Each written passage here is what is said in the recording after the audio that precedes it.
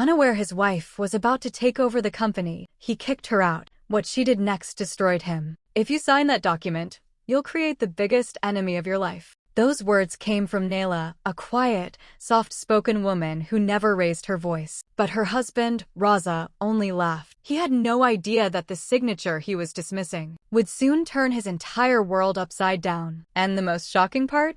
The woman he underestimated the most would become the one who controlled his fate. Raza was the kind of man people admired on the outside. Sharp suit, polished shoes, powerful walk. In the office, he was known for his confidence and charm. At home, however, he was a completely different person. With Nayla, his wife of 5 years, he was cold, irritated, and dismissive. People often wondered, how can such a simple, kind woman live with a man like him?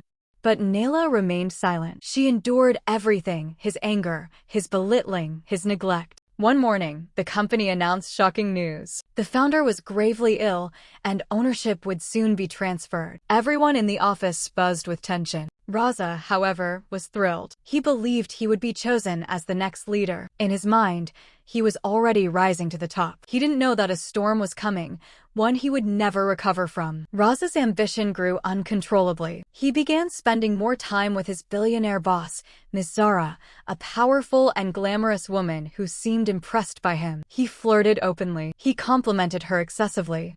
He followed her everywhere like a shadow. Nayla noticed, but she stayed quiet at first. Then one evening, Raza crossed a line he could never uncross. He walked into the house, tossed his suitcase on the couch, and said, "Nayla, you and I, we don't fit. You're too simple, and I need someone powerful beside me. Someone like Zara. She understands my future. You don't." Nayla didn't interrupt. She didn't cry. She just listened. Raza continued brutally, "I want a divorce. I'm done with this marriage. You hold me back." After a long silence, Nayla said one sentence. "One day soon, you'll understand who truly holds the power." Raza laughed. "You? Power? Don't be ridiculous." That night, he forced Nayla out of their home. A home she kept clean, cared for, and loved. He had no idea. He was kicking out the woman who would become his boss in just a few days. Nayla was not an ordinary woman. She was the hidden heir, the goddaughter of the company's founder. He had raised her like his own and trusted her more than anyone. His only rule had been, "I will hand the company to someone who understands power and does not abuse it." That's why Nayla lived a normal, quiet life. She never showed her connection. She never revealed her status at the company. Only one person knew the truth: Bilal, the company's CFO. When the founder's health worsened, he called Nayla to his bedside. With a trembling hand, he whispered, "It's time, my child. The company is yours now. The papers are ready." Nayla looked at the file. The same file Raza had mocked. The same signature he said was a joke. She signed calmly. The world had no idea what was coming. The next morning, Raza walked into the office with unmatched arrogance. He believed Ms. Zara would soon promote him. He believed he'd soon be sitting at the top. But instead, the CEO called him in and said, "The company has a new owner. There's an important meeting today. Be prepared." Raza smirked. He thought he was finally getting rewarded. He didn't notice Bilal watching him from across the hall, with a look that said, "You're not ready for this." The boardroom was packed. Executives filled the long table. Everyone whispered with curiosity.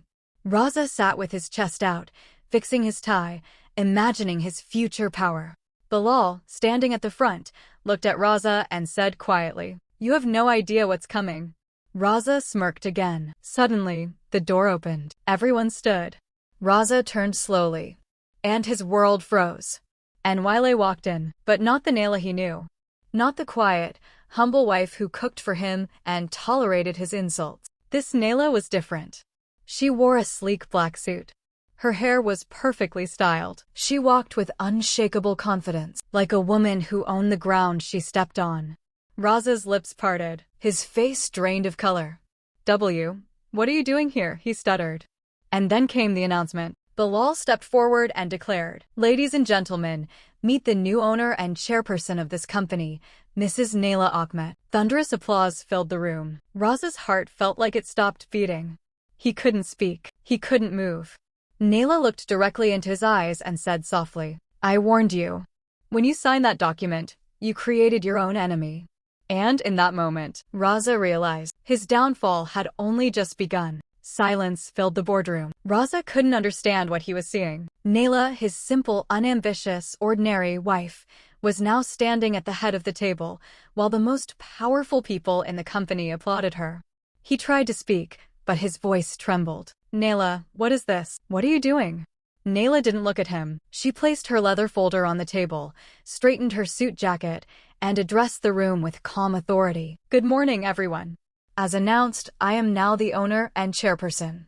Let's begin. Her voice was firm, confident, nothing like the quiet woman Raza used to dismiss at home. Raza stood frozen. He didn't know whether to sit, stand, speak, or run. When Naila finally acknowledged him, it wasn't with affection. It wasn't even with anger. It was indifference, the same indifference he once showed her. Mr. Raza, she said, shifting her eyes briefly toward him. Please take your seat. We have work to discuss. Work? He couldn't even breathe. But under dozens of watching eyes, he slowly sat down. Bilal, the CFO, handed Naila the meeting agenda. Raza noticed how respectfully he treated her, a respect Raza himself never gave. Naila opened the meeting. Her tone was sharp, controlled, perfectly professional. Meanwhile, Raza's thoughts were spiraling. How's this possible? How did SG get the company? Why didn't Zara tell me? Why didn't anyone tell me? He felt sweat forming on his forehead. Halfway through the meeting, Naila turned a page in her notes. Her eyes met the board members. Next, we will discuss staff restructuring.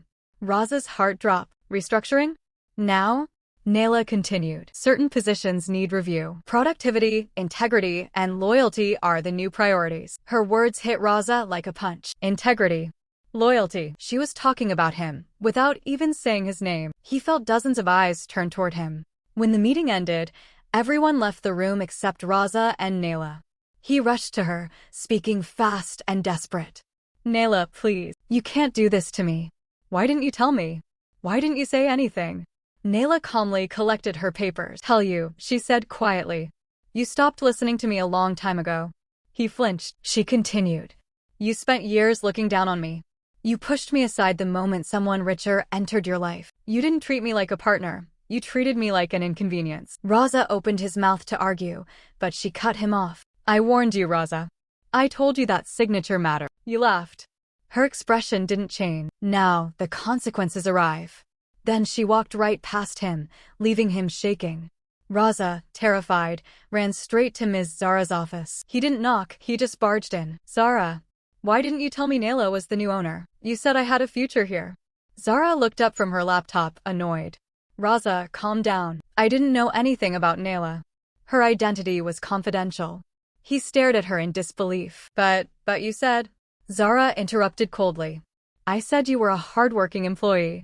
That's it. Raza stepped back. Her tone was completely different now, distant, irritated, dismissive. Zara, you still want to marry me, right? Zara burst into laughter. Marry you?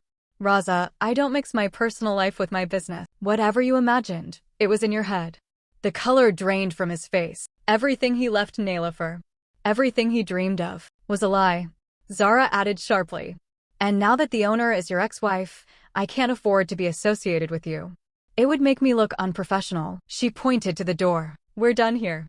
Raza walked out feeling like a hollow shell. That evening, Raza reached home, only to remember it wasn't his home anymore.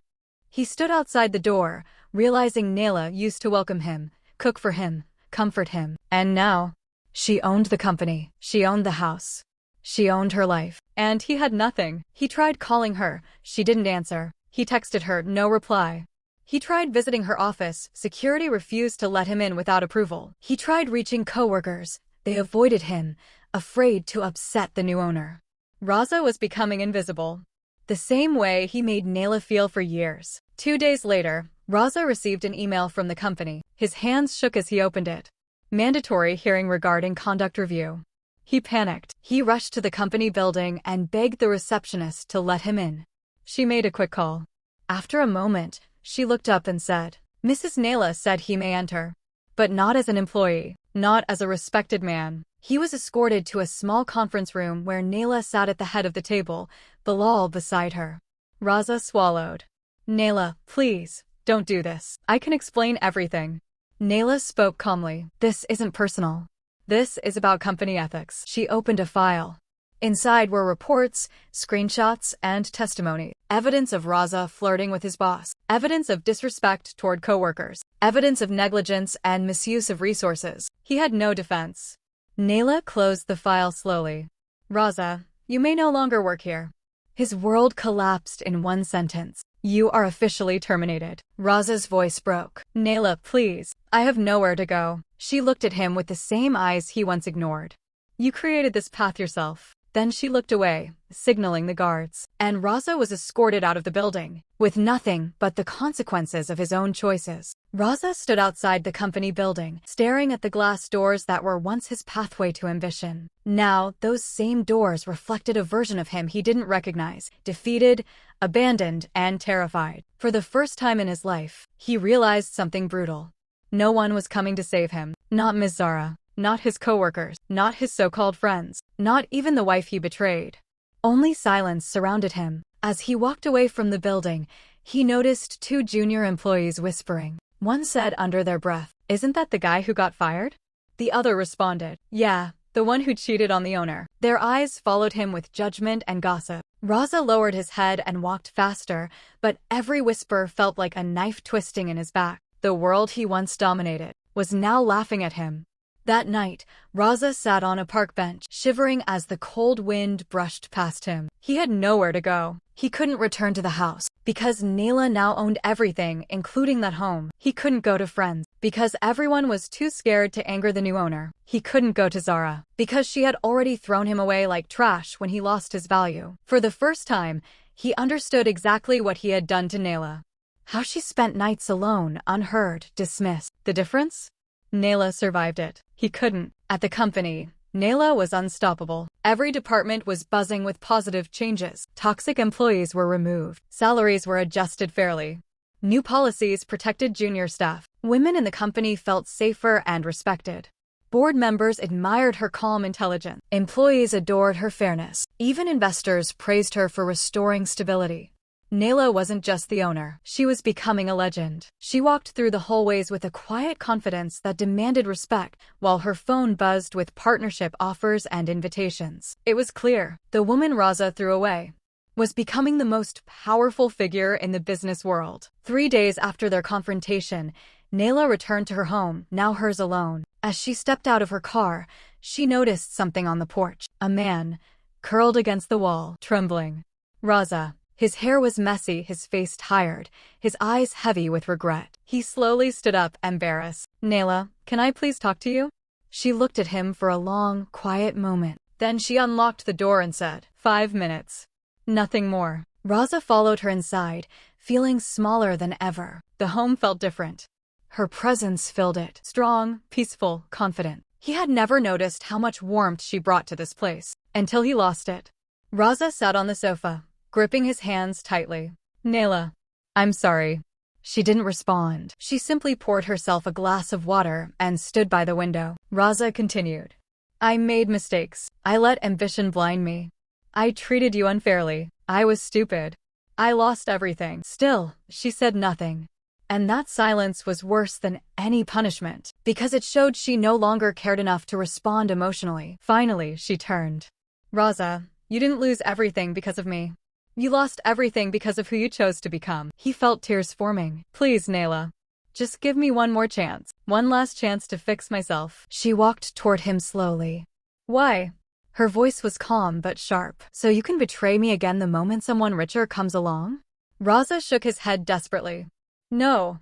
I've changed. I swear. Naila looked at him with eyes that had seen too much hurt. 3 days can't change a man who destroyed his own life. He felt those words tear him apart. For weeks, Raza tried to rebuild his life. He rented a small, unfurnished apartment in a noisy neighborhood far from the luxury he once boasted about. There was no soft bed, no neatly organized kitchen, no warm meals waiting for him, no gentle voice asking about his day. Every night, he lay awake on a thin mattress, haunted by the sound of a door closing. After a long silence, Naila finally spoke. Raza, I don't hate you. He looked up, hopeful. But her next words crushed him. I just no longer need you. He felt his breath leave his body. Naila continued. You took my kindness for weakness. You took my silence as surrender. You took my love as something disposable. She paused. But I am not the same woman you threw away. Her voice was steady. I will help you once. Not as your wife, not as your partner, but as a human being. Raza's eyes widened. Help? From the woman he destroyed? Nayla opened a drawer, pulled out an envelope, and handed it to him. This is 1 month's rent. Find a place. Start fresh. Stay away from the people who pushed you into this. And rebuild yourself. Raza's hands shook as he took the envelope. Nayla, thank you. Please let me come back home after some time. I'll prove myself. Her face softened for a moment, not with affection, but with finality. There is no coming back, Raza. He froze. Our story ended the night you threw me out. Now, I'm rewriting my life without you. Her voice was gentle but absolute. Nayla walked to the entrance and opened the door. A sign. A boundary. A statement. Raza stood there, holding the envelope, tears streaming silently. Nayla, please. She didn't look away. She didn't break. She didn't bend. Goodbye, Raza. And she closed the door. Not with anger. Not with revenge. But with the quiet strength of a woman who finally understood her worth. Her true rise was just beginning. And Raza's deepest heartbreak was still ahead. Asterisk, asterisk. I knew she was kind, but I never knew she was this extraordinary. For the first time, his regret turned into something deeper. He missed her not because she was his wife, but because she was a good human being he had taken for granted. Inside the company, Nayla's workload increased dramatically. One morning, Bilal knocked on her office door. The National Business Chamber wants you as the keynote speaker for their annual conference. Nayla looked surprised. Me? Bilal smiled. You are the face of modern leadership right now. Everyone wants to hear your story. Nayla nodded. But later, when she was alone, she felt something deep inside her chest. A quiet ache. She had everything she once dreamed of. Power, respect, independence. But when the lights went off at night, the house was silent. And sometimes silence hurt. The conference was the biggest event of Nayla's career. Hundreds of CEOs, directors, and investors would be attending. As she practiced her speech in her living room, she paused several times. Her hands shook slightly. Why is this affecting me? I've handled meetings much bigger than this. She set down her notes and took a deep breath. The truth was simple. This was the first major moment of her life where Raza wasn't there holding her back. And yet, a part of her wished he could see how far she had come. Not to impress him, not to win him back, but to show him. She became the woman he always said she could never be. Meanwhile, Raza was sweeping floors at a small store. One of the few jobs he could get without references or reputation. During his break, he checked his phone and saw a news notification. Business Chamber's keynote speaker, Mrs. Nayla Ahmed. His heart skipped. Her picture appeared on the screen. Poised, confident, glowing. The caption read, "The woman redefining leadership." He stared at the screen long time. His chest tightened. She deserves this. She always did. And I never saw it until it was too late. The auditorium was huge, filled with polished wood, golden lights, and hundreds of influential people. When Nayla walked onto the stage, wearing an elegant blue suit, the entire crowd rose to their feet. Standing ovation. Cameras flashed everywhere. Journalists leaned forward eagerly. She didn't smile. Not yet. She took a deep breath and spoke. A few months ago, I was invisible. Not because I lacked talent, but because I forgot to see my own worth. The crowd grew still. Sometimes, people closest to us underestimate us. But their doubts don't define who we are. Her voice was steady, powerful. You don't need permission to rise. You don't need validation to grow. You only need to believe that your story matters. Thunderous applause erupted. She continued. I stand here today not because someone handed me power, but because I finally stopped handing my power to the wrong people. The crowd roared again.